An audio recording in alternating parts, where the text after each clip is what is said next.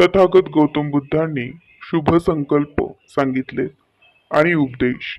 एके समयी श्रावस्तीतील जेतवनात राहत असता भगवान भिक्खूंना उद्देशून म्हणाले, पवित्र आणि सुखी जीवनासाठी शुभ संकल्प करण्याची अत्यंत आवश्यकता आहे. कोणते शुभ संकल्प करावेत हे मी तुम्हाला सांगतो ते ऐका.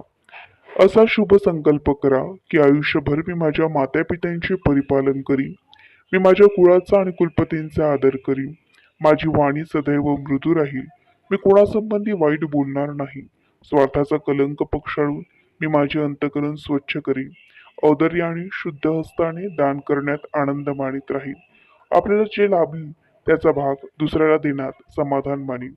वर मागण्यास योग्य असा पुरुष होईल. आयुष्यभर शांत राहील. क्रोध उत्पन्न झालास तर त्याचा तात्काळ मी निरोध करीन. भिक्खूंनो, असे हे 7 प्रकारचे संकल्प आहेत जे केले असता तुम्ही सुखी आणि पवित्र व्हाल.